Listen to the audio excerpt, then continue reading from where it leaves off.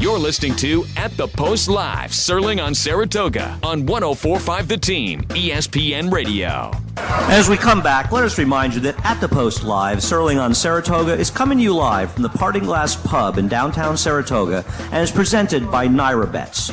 Join Naira Bets and earn up to a $50,000 points and $100 cash bonus by using promo code SUNRISE. Sign up at NairaBets.com. Naira Bets, racing's best play. And Timeform US. Visit timeformus.com for summer discounts on unlimited PPs, as well as David Aragona's exclusive betting strategies for Saratoga weekend racing. Thanks for staying with us and At the Post Live. My second guest is on stage with me, and I think for anybody, I'm a trip handicapper. I watch a lot of races. Any trip handicapper is very fond of my next guest, Frank Generazio, who, along with his wife, Patty Generazio, their horses are mostly grays, and they have very easily identifiable silks, pink and green silks in New York. So, Frank, from all trip handicappers, I want to thank you, and thank you for joining us. Thank you. Frank Generazio. I'm going to make Frank talk into that mic. Get that mic over there. Okay. Frank, thanks for joining us. You told me last summer when we met that was last summer was your first summer in Saratoga in over 30 years? Yes. What brought you back to town? Well, we started breeding New York breds, and we had quite a few, so we thought we'd come up here and give it a try. Now, most of the time you're up in Cape Cod during the summers. We spend the summer at Cape Cod, yes. And when you came down, you've spent the whole summer, or are you going back and forth at all? We're going back probably twice to pay some bills. That's it. Well, at least you have some money to pay some bills. Yeah. How did you've been in the game for a long time. How did you get involved in the game? Well, it was a crazy story. I was at a birthday party for my dad, and there was 8 guys wanting to throw up $10,000 each, and we did. We had $80,000, and we claimed some horses. And we lived near Suffolk Downs, so we raced them at Suffolk Downs. After 3 or 4 years, I was the only guy standing. So I inherited what was left, and from there on, my wife and I got very interested in the horses. We knew nothing about horses, nothing. And, I never rode or anything. So then we started, and it's a good thing I wasn't on drugs when I was young, because we kept buying and breeding and buying. And it's just like out of control. And we grew it pretty good. We've been in business now 50 years. And you were training as well, right? I trained at Suffolk Downs, yes. How long did you train? And Monmouth Park, huh? How long did you train? 15 years, probably. Suffolk and Monmouth. Suffolk and Monmouth, yes. Now, Suffolk was a lot more vibrant back when you were training there, I imagine. Monmouth was beautiful then, beautiful. And I had a horse was Concord bound, and he was a great little. I paid $25,000 for him at OBS, and I took him to Suffolk, and he ran the Sprint 100,000 back then in '84, I think it was. And he was winning everything. And I took him to Saratoga. And he ran in the race, and he won by 8 or 9 lengths. And Ben Perkins offered me $1 million for it, and I didn't take it like a jerk. Anyway. A lot of jerks in racing.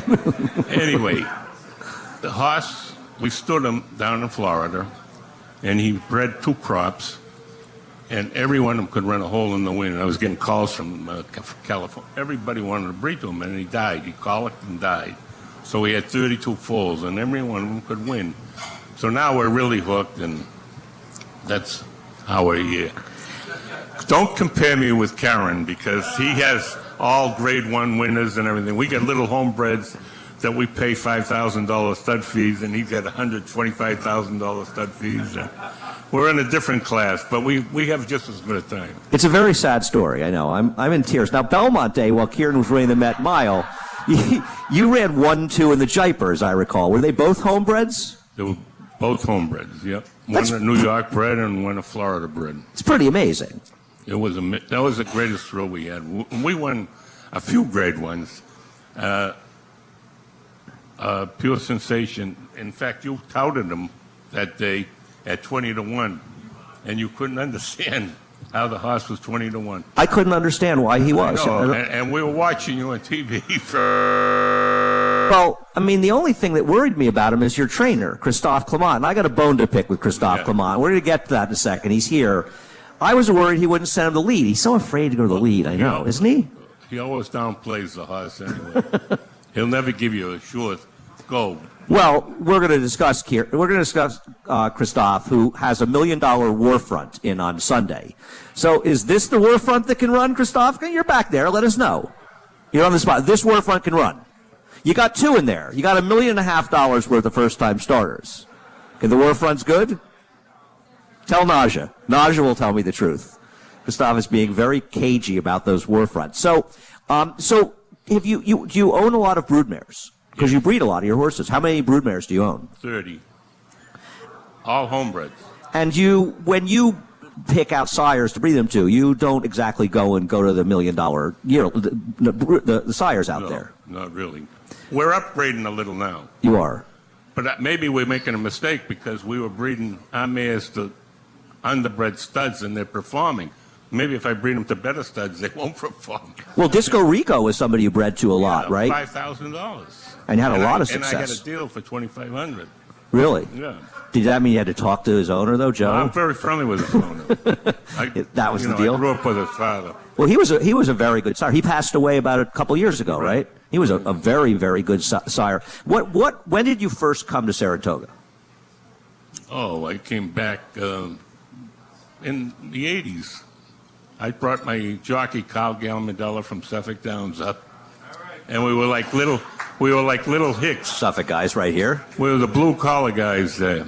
And we come up to the big time. Well, I would say that Saratoga, there's more people that come from the Boston area here than come from downstate. I mean, we have a huge contingency of New England fans and Boston fans. And they used to bet. Those Boston people bet. And they knew how to put over a winner now and again. And what a crime. They shut it down, and it's too bad. They're racing a few days, right? Yeah. They had some weekend racing. Christophe shipped up there to get some purses. He likes shipping up to get this, take the local guys' money. He likes those easy shots. He does. He's never worried. It has nothing to do with his win percentage, though. Absolutely nothing to do with it. So, what's your biggest win in Saratoga? The biggest win? Yeah. Well, last year we won with Two Discreet, a stake, and Pure Sensation won. And we had 8 wins last year. It was unbelievable with our little stable. Discreet Mark as well. She didn't win last year, but she's one of the past. One of the best horses, right. And now, how did you start? You have a horse with Jimmy Ryerson as well. When did you start getting involved in giving horses to Christophe Clement?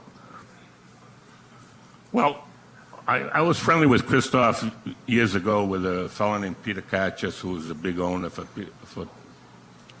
Christophe, sure. Christophe. And we were friendly, and, I owned a few horses with Peter at the time, and I got friendly with Chris. And he's at the Payson Park in the wintertime, and I'm right down the street in Jupiter. So I used to go up there and watch horses train and everything. I used to train some myself there years ago. And I get talking to him one day, and I asked him if he'd like to train Discreet Mark. And he said he'd love to train. So I went back and told Jimmy I was going to take him and move him up there.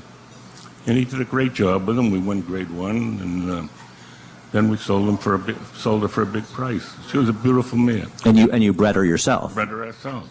It's pretty remarkable to breed horses and the level, because last year, I think you won the 8 race last year. I think they were all homebreds. All homebreds, right. It's pretty remarkable. I mean, there aren't that many people, you hear about the Phippses and read that level. Obviously, Godolphin breeds a lot of horses, but they're buying a lot of broodmares. You're one of the few sort of smaller operations left at that level and winning. Yeah. And we're getting old, so maybe we're going to bail out pretty soon. You're not getting that old, Frank. Don't kid yourself. Precious Passion. Was that one of the great horse? Yeah, almost won the Breeders' Cup. An amazing speed horse, right? Used to run off on the front end. He'd open up 20 lengths, and he set track record at Suffolk. He set track record at Monmouth. Yeah, and he won that 750 twice back to back in 09, in 08 and 09. He was a great racehorse. Is there? Sorry, go ahead. And, I gave him to a little girl from New Jersey. She was assistant trainer, and, I couldn't take her away. She loved the horse. She was with him every minute. And so there's no telling how good he would have been with probably Christophe, I don't know. When Christoph had him, he'd have been raiding him. He'd have told him to come from behind. Yeah, that's true. So he might not have been as good. Problem with it. Do you fight with Christoph? I fight with Christoph about not sending horse in the lead. Pure sensation. It's worked out well for him. He won down at Parks again. Hopefully it'll be I think California, the firmer turf for the Breeders' Cup Sprint at California should work much better for him. Yeah, I think so too. And you've had Expressor's Passion. He lost a very close photo of the Breeders' Cup, didn't he? To the horse that won the second time. Conduit? Conduit. Yeah. Conduit. In the second Breeders' Cup. We took him out there a month early and ran him in the Grade 1, and he won by 7 or 8 lengths. And then we took him down in the Breeders' Cup, and he opened up 20 lengths. And everybody was saying, well, he'll die. And Conduit was lucky he got through an opening and come and nailed them at the wire. But it was very exciting. Yeah, amazing horse. Do you breed him as well? No, the guy on the farm bred him. You know how he was bred? A couple owned him, and they couldn't afford the board bill, so they gave him the foal. So he was in the field one day, and we were out there looking at our horses. And my wife says, who's that chestnut? And Joe says, well, he's mine now. I just got him. And she says, I love this horse. So the next time we went back, she looks at him again.